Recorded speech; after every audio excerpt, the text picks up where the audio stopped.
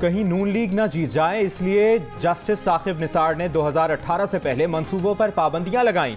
2018 के झुर्लू इलेक्शन में नून लीग और नवाज शरीफ से खिदमत का मौका छीना गया। जस्टिस साकिब निसार ने ऑरेंज लाइन ट्रेन मंसूबे पर भड़ास निकाली।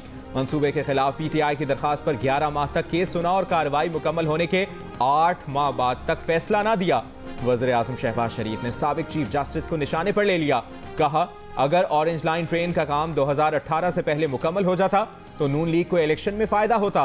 साकिब निसार रास्ता ना रोकते तो इलेक्शन में नून लीग के वारे न्यारे होते। इस वक्त जो कुछ अदालत उज़्मा और पार्लियामेंट के दरमियान हो रहा है, इस पर कुछ नहीं कहना चाहते। इमरान खान की हिमायत नहीं की, अमरीकी कांग्रेस के रुकन ब्रेट शर्मन ने वजाहत कर दी।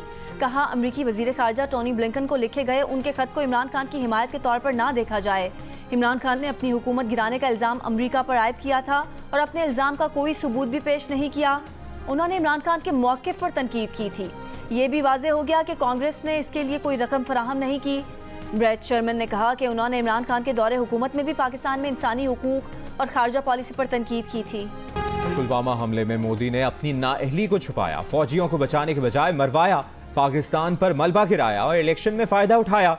करप्शन पर भी नरेंद्र मोदी ने आंखें बंद की, कुछ ना किया। मकबूजा कश्मीर के साबिक गवर्नर और भारतीय जनता पार्टी के रहनुमा सत्यपाल के इंटरव्यू ने भारत में तहलका मचा दिया। मोदी हुकूमत की चालाकियों को बेनकाब कर दिया। ये भी कहा कि पुलवामा ड्रामे का मकसद बीजेपी को इंतखाबात में फायदा पहुंचाना था। मोदी जम्मू कश्मीर के बारे में बेखबर और जहालत की इंतहा पर हैं।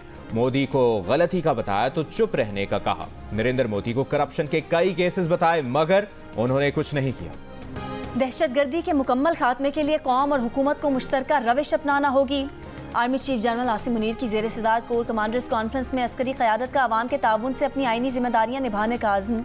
कॉन्फ्रेंस के शुरका ने इत्तफाक किया कि ऐसे वक्त में जब सिक्योरिटी फोर्सेज मगरबी सरहदी इलाकों में खुफिया ऑपरेशन में मसरूफ़ हैं, दहशतगर्दों के खिलाफ मुश्तरका मौक़िफ़ की बुनियाद पर ऑपरेशन ही दहशतगर्दी, इंतहा पसंदी और अदम इस्तेहकाम के खात्मे का सबब बनेगा।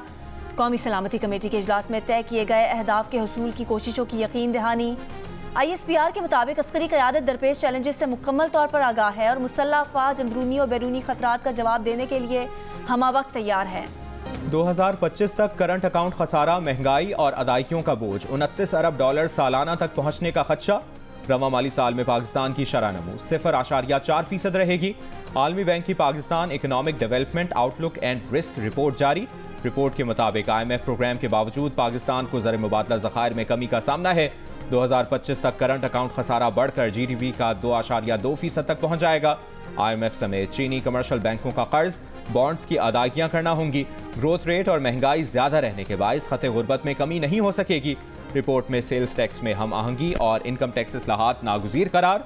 मौजूदा सियासी सूरत हाल के बायस भी मुल्क की मईशत को चैलेंजेस का सामना है। इमरान खान के हवारी 2035 तक इक़्तिदार में रहने का प्लान बना चुके थे, इसलिए उनकी हुकूमत हटाई। वो अपना आर्मी चीफ लाना चाहते थे। अगर अबूरी हुकूमत भी आ जाती तब भी उन्हीं की पसंद का चीफ लग जाता। साबिक सदर आसिफ अली जरदारी का हामिद मीर को खुसूसी इंटरव्यू। कहा, जनरल बाजवा ने हमें बुलाकर कहा कि तहरीक अदम एतमाद वापस ले लें तो इमरान खान से इस्तीफ़ा दिलवा सकते हैं, मगर मैंने और मौलाना ने मना कर दिया। वो मार्शल लॉ का इशारा भी दे रहे थे। हमने कहा बिस्मिल्लाह करें। इमरान खान पॉपुलर नहीं, उन्होंने बच्चों को तनख्वाह पर रखा हुआ है।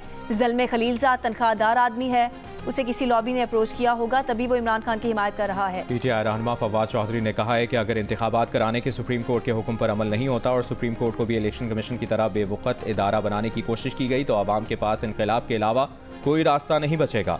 अपने हुकूक के लिए सरों पर कफन बांधकर इस्लामाबाद की तरफ निकलना होगा। अब तक आइन के अंदर रहकर जद्दोजहद की है, अगर आइन ना रहा तो जद्दोजहद की भी हुदूद नहीं होंगी। इसलिए आइन को मुकद्दम माना जाए और आवाम को दीवार से ना लगा।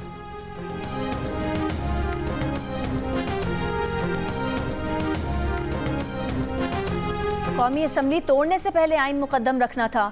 पहले फैसला कर लें कि रोना है या इनकलाब लाना है। कबल अज इनकलाब जमानत करानी है कि बाद अज इनकलाब जमानत। रहनुमा नून लीग तलाल चौधरी का फवाद चौधरी के बयान पर रद्द अमल। कहा कि ये कैसा इनकलाब, इमरान न्याजी जमानत पार्क के बंकर से बाहर नहीं आ सकता। अदलिया के जरिए इक़्तिदार पर कब्जे का ख्वाब चकनाचूर हो गया। फवाद चौधरी का बयान एतराफ़ है कि कलअदम तंजीमों के जरिए शरंगेजी का प्लान है। PTI रहनुमा अली अमीन गंडापुर को इंसदादे दहशतगर्दी अदालत सरगोदा ने 3 रोज़ा जिस्मानी रिमांड पर भक्कर पुलिस के हवाले कर दिया। भक्कर पुलिस को 3 रोज़ में तफ्तीश मुकम्मल करने का हुक्म। अली अमीन गंडापुर पर दाजल चेक पोस्ट भक्कड़ पर पुलिस एहलकारों पर फायरिंग और जान से मारने की धमकियां देने पर मुकदमा दर्ज किया गया था।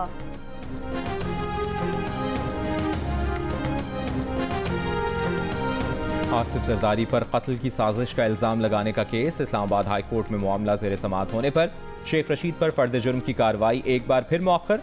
शेख रशीद के वकीला ने इस्लामाबाद हाई कोर्ट में दायर अखराज मुकदमात की नकूल जमा करा दी। मजीद समाअत 3 जून तक मुलतवी। शकरगढ़ के मुफ्त आटा सेंटर में 70 साला शख्स जाम भाग हो गया। रेस्क्यू हुक्काम के मुताबिक बुजुर्ग शहरी 14 किलोमीटर दूर से मुफ्त आटा लेने पहुंचा था। आटे का थैला लेकर रश्त से निकलते हुए बेहोश हुआ और दिल का दौरा पड़ने से जाम भाग हो गया। लाहौर में 1 किलो चीनी की कीमत में 2 हफ्ते के दौरान 25 से 30 रुपए का इजाफा। 1 किलो चीनी की कीमत 125 से 130 रुपए तक पहुंच गई। अफगान सरहदी पाकिस्तानी इलाकों में चीनी नायाब हो गई। कीमत 150 रुपए किलो तक पहुंच गई। चमन समेत सरहदी अजला में चीनी की सप्लाई पर पाबंदी।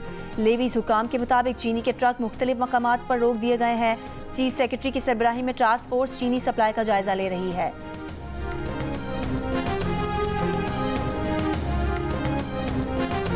कराची के चिड़ियाघर में बीमार नूरजहां की हालत बेहतर ना हो सकी। डायरेक्टर चिड़ियाघर का कहना है कि टीम फोरपास को हथनी की सेहत से मुसलसल आगाह किया जा रहा है। जानवरों के तिब्बी माहिरीन की टीम जल्द पाकिस्तान रवाना होगी। मकामी डॉक्टर्स हथनी को तिब्बी इमदाद फराहम कर रहे हैं। 4 माह से हथनी मुसलसल एक ही जगह खड़ी रही है।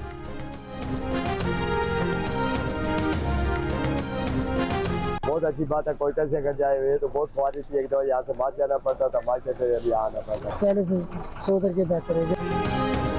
कोयटा का मुल्क भर से ट्रेन राब्ता तकरीबन 9 माह बाद बहाल। सैलाब से मुतासरा रेलवे पुल की तामीर के बाद कोयटा रेलवे स्टेशन से जाफर एक्सप्रेस पेशावर के लिए रवाना। मुसाफिरों ने खुशी का इजहार किया। बुलान में पिछले साल अगस्त में रेलवे पुल गिरने के बाद से जाफर एक्सप्रेस 9 माह से बंद थी। मुजफ्फराबाद में आज़ाद कश्मीर असम्बली का इजलास। नए कायदे-ए-ऐवान का इंतखाब मुतवक्के। सियासी जमातों की मुशावरत जारी। सदर मुस्लिम लीग नून शाह गुलाम कादिर का कहना है कि अब तक मुतफ़िका उम्मीदवार का फैसला नहीं हुआ। PTI ने भी कायदे-ए-ऐवान के लिए उम्मीदवार नामजद नहीं किया। बेसहारा बच्चों की मां मारूफ समाजी रहनुमा बिल्किस ईधी की पहली बरसी। बिल्किस ईधी की इंसानियत के लिए खिदमात याद रखी जाएंगी। जापानी वज़ीर-ए-आज़म के खिताब के दौरान धमाका। वज़ीर-ए-आज़म महफूज रहे। एक शख्स गिरफ्तार। वज़ीर-ए-आज़म शहर में इंतखाबी मुहिम पर थे। इस दौरान उन पर स्मोक बम फेंका गया। वाक़े के बाद मुहिम का दोबारा आगाज़ कर दिया। जापानी वज़ीर-ए-आज़म का कहना है कि हमला इंतखाबी अमल को मुतासिर नहीं कर सकता।